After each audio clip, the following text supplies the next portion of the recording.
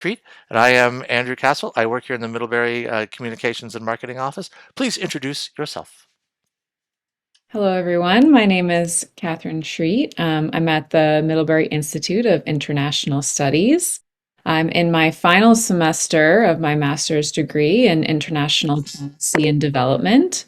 I also concentrated in evaluation and analytics and professional French. And this semester, I'm finishing up with a practicum experience at the evaluation office at UNICEF. What a great opportunity for you. How did you even find out about that opportunity to begin with? Well, our wonderful Carolyn Meyer it had established a connection with UNICEF, and through that connection, she was able to provide opportunities for Ms. students to apply to various positions at UNICEF. Some of my colleagues are in country offices abroad. I was offered the position of an intern at the New York headquarters at UNICEF. So that's where I heard it was Middlebury who gave the opportunity and pushed that out to students and made us aware of that. And then I just applied and went through the interview process and had an opportunity to join the team this semester. Was that one of the things that you had heard about the Institute experience before as you chose to go there? You could have gone to many places, and maybe this Institute offering of all these internships or professional development things might have brought you there. Yeah, I definitely did my research before going back to grad school or going back to school and to get my graduate degree. I did notice that the Institute has a strong focus on professional learning, which was exactly what I was looking for. And you can see past practicum experience have been at other UN agencies, the US government, and other governments abroad. And large international organizations. And that's what I was interested in doing. And I did see testimonials, and I learned through the career services here at the Institute that there were a lot of opportunities to get exposure to larger NGOs, which is essentially why I came back to school, and that's the space I really want to work in. So now you could be in the very position of giving one of those testimonials that you saw and helped bring you back to the Institute. What would you like to say in a testimony to someone? What would have resonated with you that you may not have heard before? Hmm, that's a great question. I would say I definitely personally was a little bit intimidated at first when I found out that I had this opportunity to be at UNICEF because it's a UN fund and that has so much prestige with it, and I was a little bit nervous that I wasn't sure if I could fill those shoes or be everything that UNICEF needed me to be as an intern. And I found that I was really prepared actually for my internship. And even if I was a little bit nervous, I had already learned a lot of the basic skills and just background I needed for the job that I've been doing. And what I've been doing is a little bit technical. But like Ms. definitely prepared me for that by providing courses that were had technical skills associated with them. So yeah, I guess my testimonial that was a little bit long-winded, but more or less I was nervous, but I was actually prepared, surprisingly prepared, and I was really happy for that. Let's talk a little bit about the actual work that you're doing day to day. And we did talk a little bit before the stream started, and I'll sort of describe what I understand it to be. Please, I hope that you will correct me and lead me in the right direction if it's not. UNICEF, as you said, helps support through financial resources people all around the world, but you want to make sure that the money's going to the places that it can do actual good and to sort of judge, measure, anticipate that the what the result will be. You have to evaluate that work, and that's the evaluation office where you are working. Is that a rough description of the work that you do? Yeah, so the evaluation office, it's as you were saying, it supports the work of other offices within UNICEF, either at the regional level or at the country level, that operate programming that support children, predominantly young people, and their caregivers. And so, for each program, also as you were saying, it's really important to understand, is it actually working? We have these goals, we set up this project or activity or intervention. And we want to make sure that how we're implementing that is actually working and achieving the goals that we set out to achieve. And so that's where evaluation comes in, being able to track whether the activities you are doing are actually leading to the outcomes and achieving the goals that you want. So the evaluation office supports the work of these regional and country offices in how they are able to evaluate their programs. Do you find it worthwhile work? Do you go home at night and reflect, wow, I'm helping people with my spreadsheets. Um, yeah, absolutely. I think it's also what's really key about UNICEF is that it does have this decentralized model, meaning that each office has its own way of managing its day to day and what procedures it carries out and what tasks it's doing.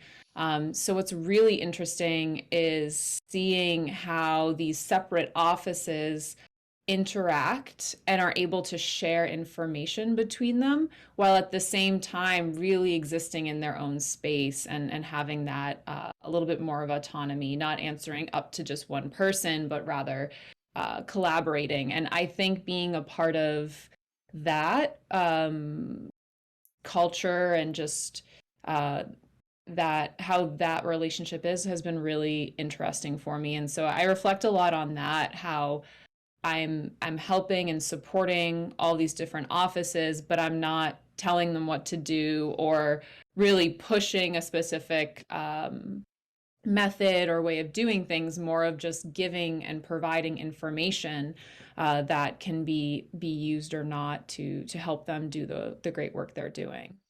A team, a team, you would say. Yeah, it is very much a team. Uh, a very, very big team. A There are a lot global. of different offices, very global, yes, of course. Um, I'm curious a little bit about the first day. You got this opportunity, you embraced it, you pursued it, you were granted the chance to do it. What was your first day like? How did you approach that first day? Mm. Well, it was online, as most things are. Um, So my first day, I had a call on, they use Microsoft Teams. So I was on MS Teams, and I met my supervisor and her supervisor and started to get to know the team and talk about the sort of projects that I was interested in working on, what projects they had in the pipeline that they need support on. And so it was sort of just a conversation of getting to know you and also understanding what exactly the team was looking to accomplish and have me support, which was really important. And I definitely have learned from this experience that it can sometimes be challenging to connect virtually. And so I tried as much as I could to be outgoing. I'm putting that in air quotes because it's kind of hard to get that across virtually by setting up meetings, one on one meetings with various people on the team so that I had more airtime to actually speak with them. Because when you are in a larger meeting, especially if some people are in person and then you're up there on the big screen, it's really hard, or it can be more challenging to connect. So my first couple of weeks or month, I tried to meet with various people to understand them and try to feel like I was part of the office. How did you balance your excitement and your confidence of doing the work that you knew you could do with the learning that you needed to do to make sure that you were doing the right thing at the right time? I would say that I started the internship very much in the mode of wanting to learn. I and through that, I gained confidence through learning because the UN has a specific way of talking, has lots of acronyms that are really hard to keep track of. Different ways of referring to offices or teams or portfolios. There's all this language that you have to learn. So what I knew from my first day that that was something I had to learn, and it was a bit intimidating. So I learned to be really patient with myself and allow the learning process to happen, and knowing that it would take time. And then as I was given more concrete tasks to work on, and I was also given a more long-term project, um, I once again was learning about, I was doing a lot of research and looking into non-experimental methods for evaluation, which are just a little bit less mainstream methods that are typically more qualitative, or mixed methods. And through learning, I became very humbled of all that I didn't know, and it was so interesting to work. It is interesting to work with my team because they know a lot about it, and it sparked a lot of great conversations and made me feel more and more confident. And I really admire my supervisor because she let me sort of run with it, run with the idea of researching these methods and creating guides, very short and accessible guides, which I used Canva, if anyone's familiar with that, which is a very creative process. And she sort of just let me do my thing, and it was really great to also learn that it's okay to be a little bit bold and kind of go your own way. So it sounds like you felt, even at the level that you are of the team, that your work was respected, appreciated, and used. It wasn't just busy work to keep you active and out of the way. Yeah, no, it was definitely not busy work. And the portfolio I work with was very specifically said to me that they didn't want me doing busy work, that they wanted me to be doing something really meaningful, so that I had a concrete project to show for my time at UNICEF, and to just add to their mission of what they're trying to accomplish. So no, I haven't done any busy work. No, I mean, I guess I couldn't make copies because I'm not in the office, but nothing equivalent to making copies and stapling pamphlets. You mentioned that they sort of outlined some of the projects that they've been working on, or interventions that they were considering. Did anything surprise you, or like you didn't, even though you had prepared and done a bunch of research, what sort of projects were on that list that you did not expect? Um, One thing that was interesting in terms of the research they've been doing is looking into more technical data analysis um, methods. I wasn't, for example, there's some people on the team, typically consultants, that have really specific backgrounds in certain types of data analysis. And I thought it was really interesting to know that at the same time, um, my team is looking into these more qualitative methods, which I was doing research on. They were also investing in more quantitative methods. And so I thought it was really interesting how they were uh, having a very holistic approach, which in the field of development is trending, thankfully, that way. In the past, evaluations have been very quantitative, and they haven't this allowed space for more qualitative inputs. For example, like speaking directly to people in the countries you're working and learning about their experience. That's something that's becoming more and more common. So I think it's really interesting how UNICEF is pursuing more of those qualitative methods, but at the same time, investing in the quantitative methods so that their evaluations are also very robust and have a lot of data to back it up. So I thought it was really interesting that it didn't necessarily surprise me, but it was really interesting to see the degree to which they were pursuing that kind of that mixed method, more holistic approach to their evaluating their programs. Working, taking advantage of this professional development opportunity, of course, adds to your CV at this time, at a time when you're looking to what's the next step of your career. What's the balance between just wanting to look good on paper and actually wanting to make a difference in the world? Mm, mm. It's a tough balance because you get a little desperate sometimes as a graduate student. um, but I've always wanted to have an opportunity to intern for the UN. I don't know why, it's just something that I always wanted to pursue. And I was a little nervous that I would have to just take an internship without it having a focus that really was interesting to me. But when I was going through the process of applying to opportunities for my practicum, I I did realize that even though I am a master's student, I do have the skills, I do have the experience, and and because of that, I kind of shifted from just wanting it on my CV to wanting something that's actually going to make me a better practitioner once I graduate. So it's a hard balance because there's no doubt that UNICEF on your CV is like, oh, she was at UNICEF.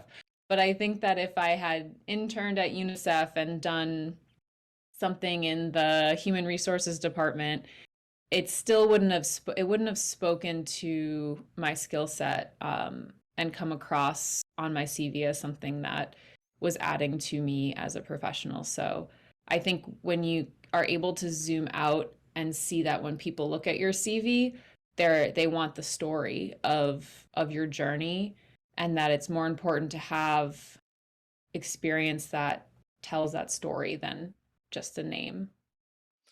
Thank you so much for taking some time to talk with me today, especially as you're getting close to the end of your fourth semester. I know commencement's just like a little over a week away. But I have one last question for you, which is you're working with the United Nations, looking at places all around the world that are suffering, people who are going through really hard times. And you're also facing the climate crisis, there's wars, all these sort of things. How do you stay hopeful for the future? How do you contribute to the overall goodness in the world? Mm. Really, in any way I can. I think in the position I'm in, I can't contribute directly quite yet, but I'm hoping that by becoming a more skilled and by getting exposure to development and the situations in some of the countries around the world, will just prepare me to be more effective once I'm able to be on the ground, working directly in either a humanitarian setting or really any development setting. I'm just in the stage where I may not be making a huge impact yet, but I'm preparing to be able to. I want to learn, become really skilled, and also have a expand my knowledge of other cultures so that I can be effective and hopefully have more direct impact in the near future. Thank you so much. I'm going to end our stream. We'll stay on Discord so that we can say goodbye on there, but I'll end the stream over to Twitch. Okay.